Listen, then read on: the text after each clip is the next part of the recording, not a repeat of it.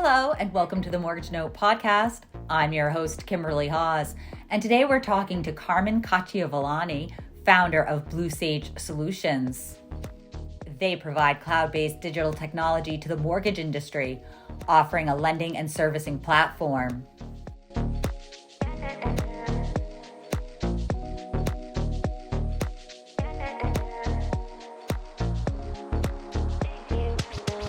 Maybe we could just have you start by telling us a little bit about yourself and your background.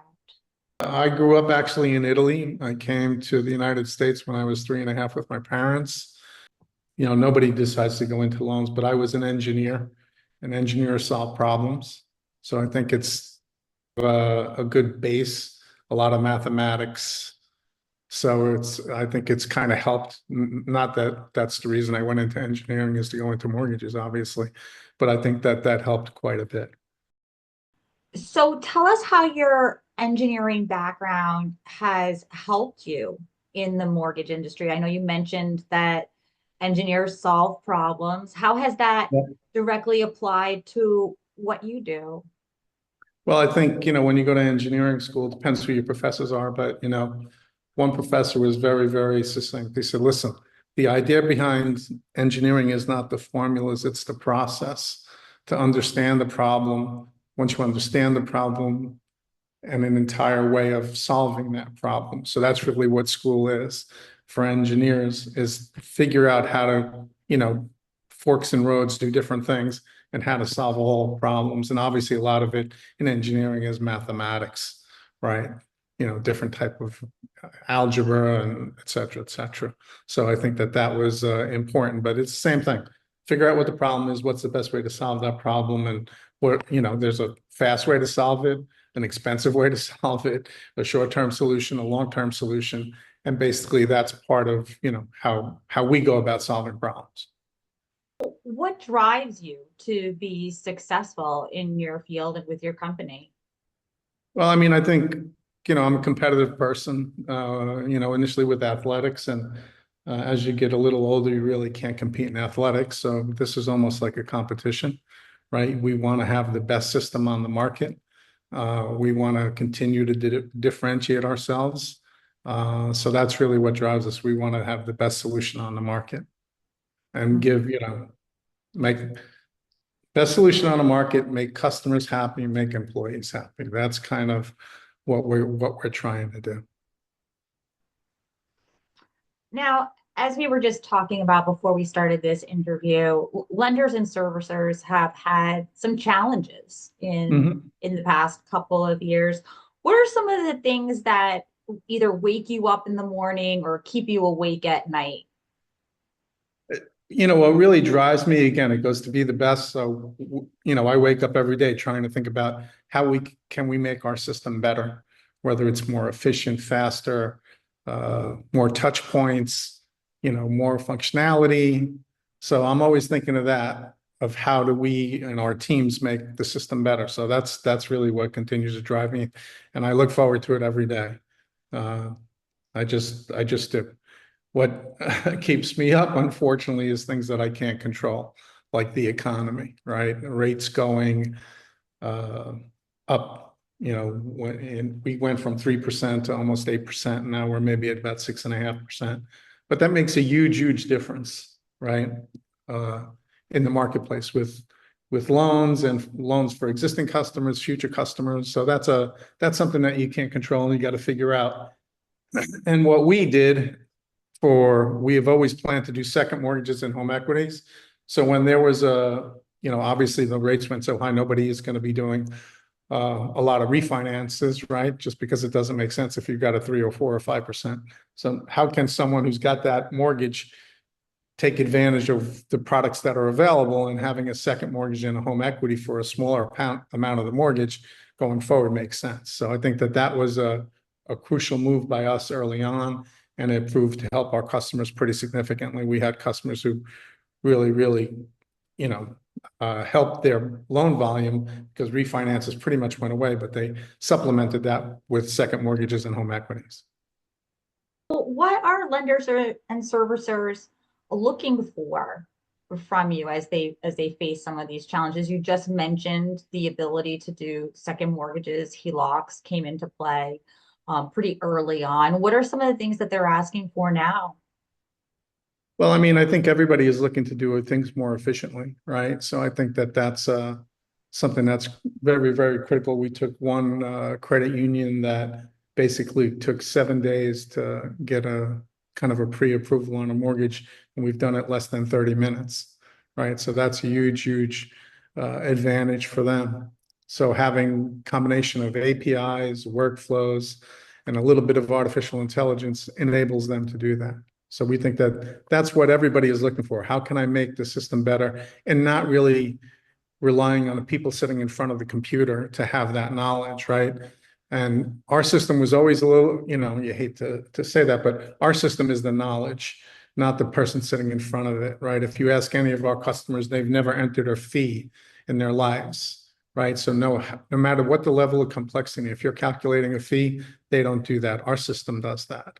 So that makes it much, much easier. So as things change, the system changes, and basically the person sitting in front of the computer doesn't have to know about, different taxes in different states, whether that's mansion tax in New York or Florida tax stamps, all these other kind of things. It's kind of built into the system. So that makes a huge, huge difference. It sounds like a large part of that is automation and automation technology. Maybe you can tell us a little bit more about that.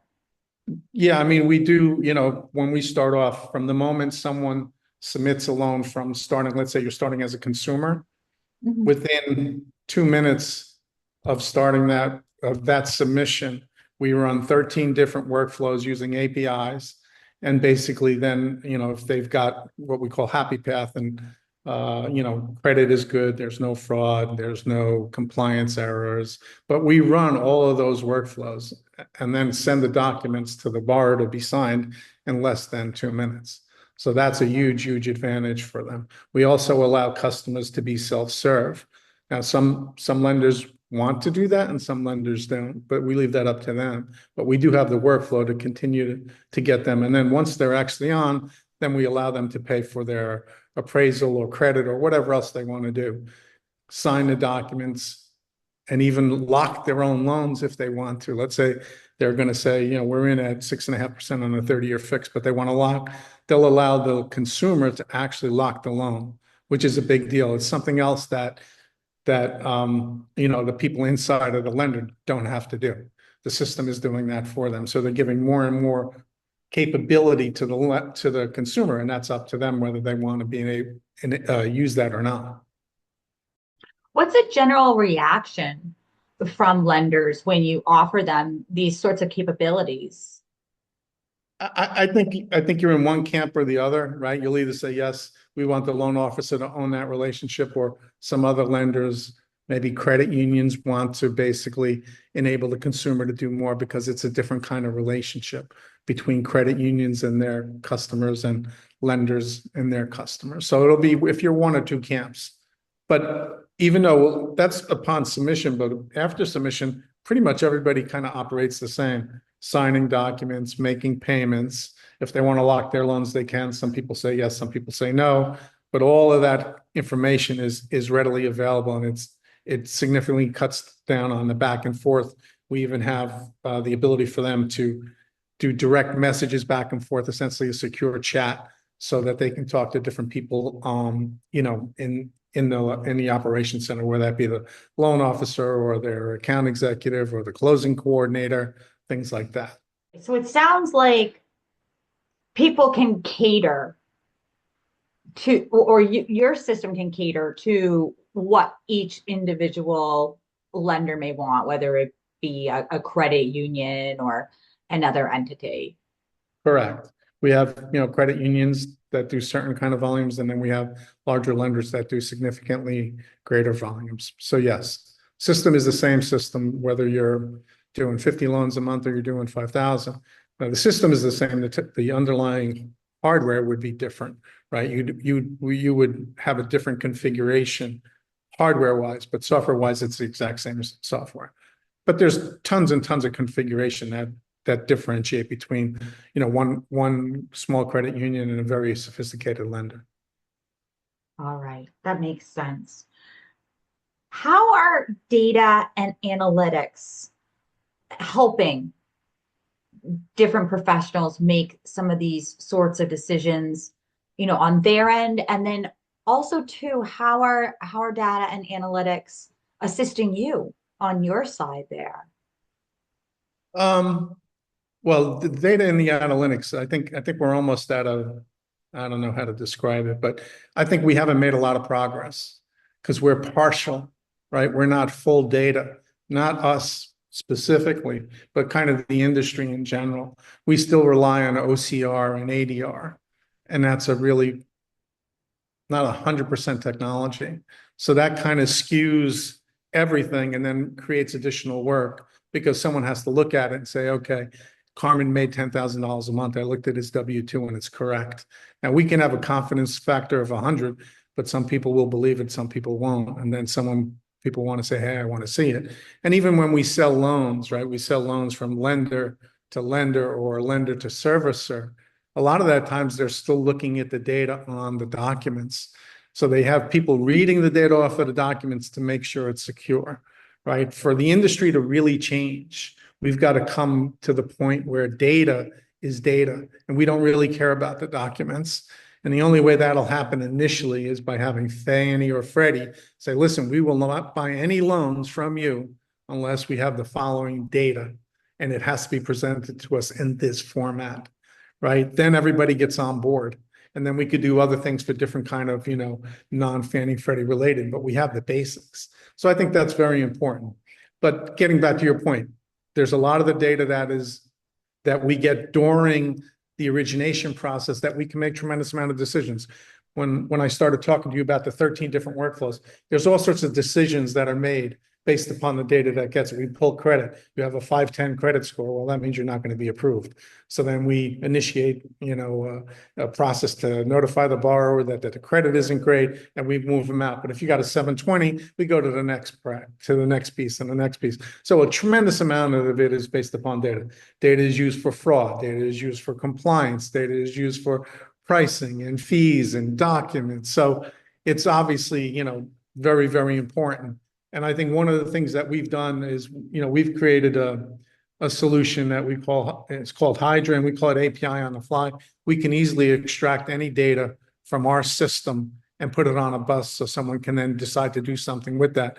We have numerous customers who are using that very, very extensively, whether it be just to update Salesforce or to write entire workflows based upon when something changes in the system, that data is then put on a bus, and then someone takes that data and does something with it, orders something, reviews something, prints something, whatever it may be. But the idea is we're very, very data, we're into data and we push that data to customers to make them, or we use it internally to do things ourselves, obviously also, right? What are some of the concerns with transferring everything to data? As you mentioned, it sounds like there still needs to be some steps that are taken before you can move forward with that. Are there security concerns? What are some of the underlying things that are going on here in that transition? I think it's better than what exists with paper. People can do funny things with paper. People can't do funny things with data. It's a lot harder. Data is encrypted. There's numerous things that you can do. So, different versioning of data. You could use blockchain. There's a million things that you could do with data. Paper makes it very, very cumbersome, right, to use it. Why do I want to go look at paper to figure out pay stubs or what the appraisal fee was? Why do I care? If the system says it's X, that's what it should be. I shouldn't really need all this additional paper. Also, a lot of this paper has stuff that really people shouldn't be able to see. I shouldn't see your social security number. I shouldn't see your bank accounts, right? So we need to get away from paper at some point. And the only way that happens is the agencies really have to dictate that and say, listen, we're no longer taking paper. We're only going to take data. And by doing that, that makes a huge, huge difference. And it makes the entire process significantly easier. I have one customer who has 60 people looking at data on documents, who's a servicer, and data that they got and see if they're the same. So that's at 60 people just reviewing that. They wouldn't need those 60 people doing that. They could do other things to make themselves better, right? As opposed to having people look at this, and don't take this the wrong way. It's probably the worst job in America. Who wants to do that all day long? See if, the data that is here is on this document. By week 2, you might quit. So it just makes sense that we get to data as soon as we can. What are some of the things that are standing in the way of making that transition and getting away from that paper? I mean, I think the only way it'll happen is the agencies, right? Because everybody is concerned with buying and selling. So if they make it a condition that says we won't buy your stuff unless you give us data, and you certify that the data is correct, and if the data isn't, then we could claw back. That's the most important thing. They have to drive it, just like the new ERLA, right? We talked about it until Fannie and Freddie said it goes live on this date. There's no questions asked. And we have to do the same thing with data, right? We have to get away from documents. It's silly at this point in time. Do you see a transition happening in 2025 or 2026? No. But we've talked to Fannie Mae about it. And I think, if you look at something and say, listen, this is something for the 2027 calendar, I think it's got a chance, right? Because I think everybody realizes that there is an issue, but we've had conversations with Fannie Mae. We haven't had any with Freddie Mac. But, once Fannie kind of says yes and buys on, Freddie will also. And then there's plenty of other things that are not part of Fannie and Freddie that, you could do a little bit sooner because you don't have to worry about it. But if they say it, we have the basics to do almost every single loan, right? You can always extend what you need to do, but the basics will always be inside of Fannie and Freddie. Well, I've asked you a number of questions during this conversation. Is there anything that you want to make sure that you touch upon that we haven't had the chance to speak about yet? Well, I would just say a little bit about us is, we have a end-to-end platform starting from the very beginning where it has a consumer, and then we have a loan officer portal that is completely different and standalone, almost like a mini LOS. Then we have a loan origination system. Then we have a TPO portal for wholesalers and a TPO portal for correspondents.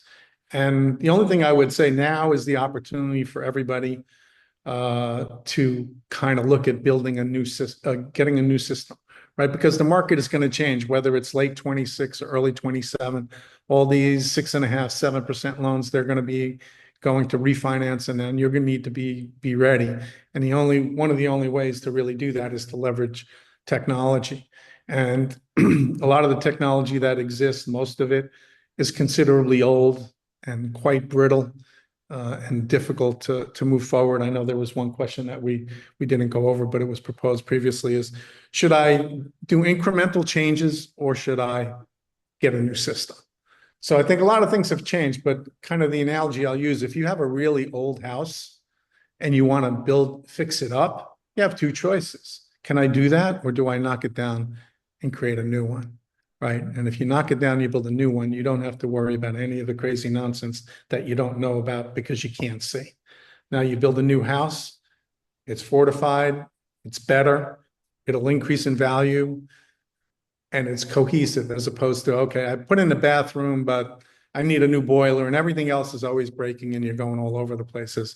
Here is a new system that I'm going to build in. The other thing too is I think previously, people think that it takes quite a long time. We've gotten people in production in less than 6 months, and smaller lenders in 4 months. So the idea is we can get somebody up and running pretty quickly. They've got to be committed to it. It can't be like it's all our job. But the idea is we have a solution that it goes from the very beginning to the very end.